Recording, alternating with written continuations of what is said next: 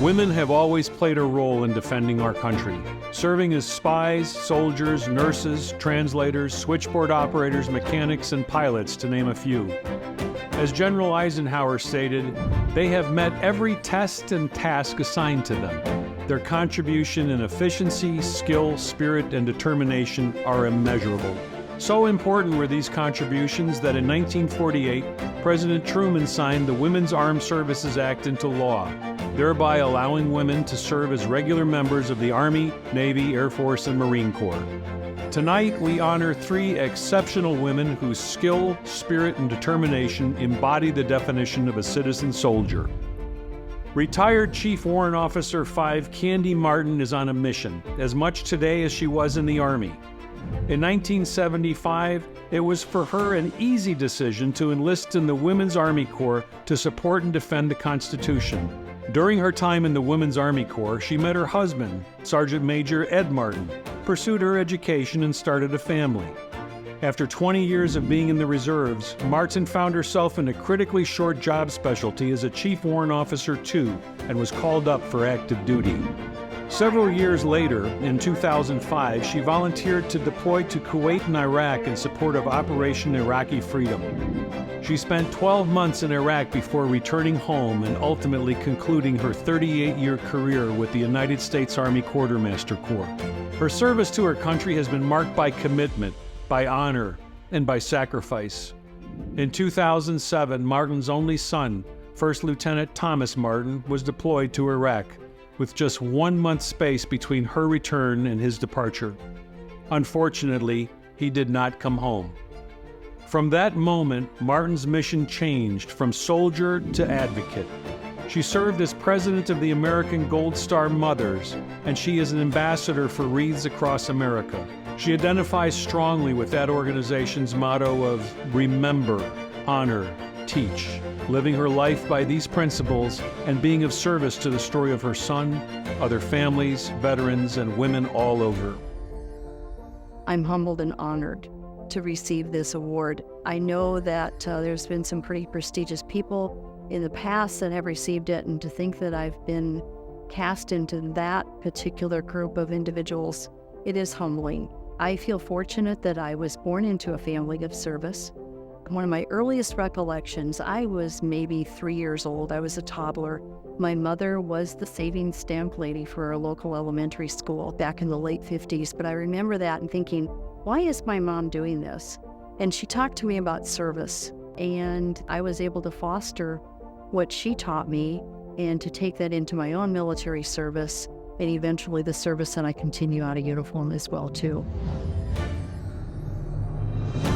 Air Force Brigadier General Wilma Vaught broke the glass ceiling to become one of the most highly decorated women in United States history.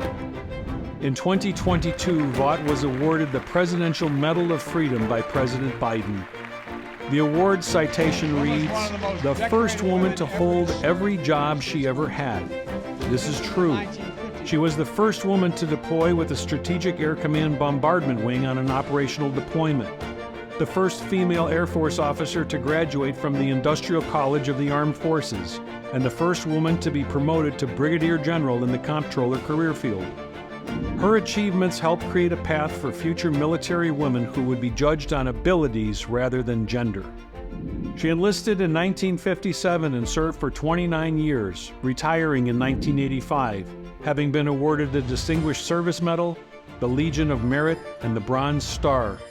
She witnessed history in the making in 1967 when President Johnson signed a law allowing the promotion of women to the ranks of generals and admirals. Her legacy is best captured through her successful efforts to recognize all women who have defended our country through military service. She spearheaded the $20 million campaign to build the first National Women's Memorial, located at the main gate to Arlington National Cemetery, which serves to remind visitors of the sacrifices made by all women of the U.S. military.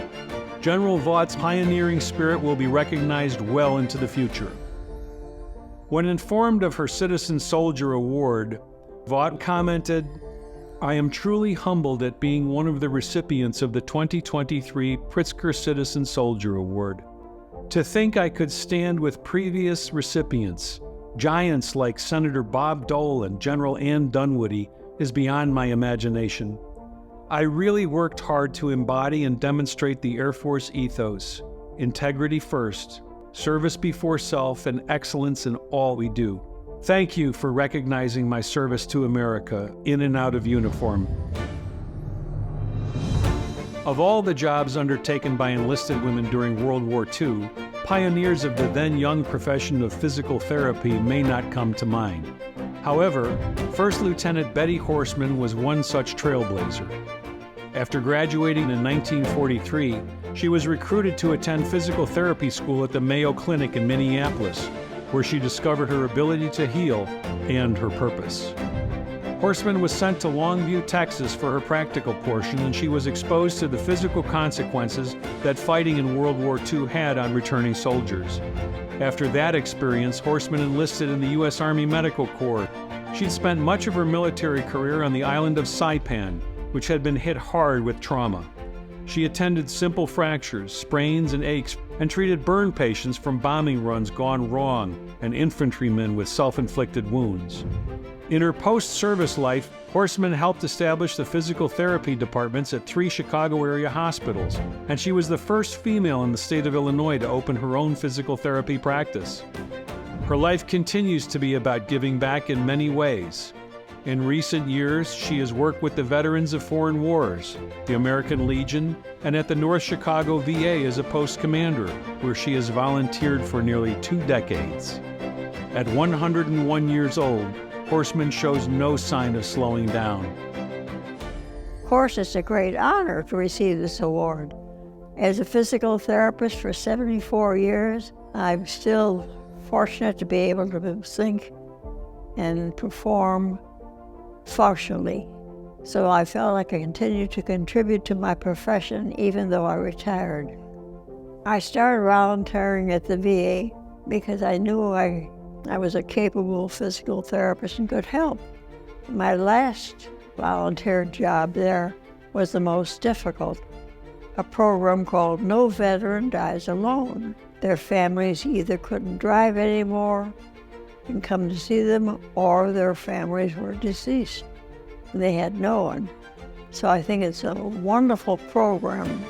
Giving back is really important. Congratulations to our well-deserving award recipients. Your skills, your spirit, and your determination are immeasurable,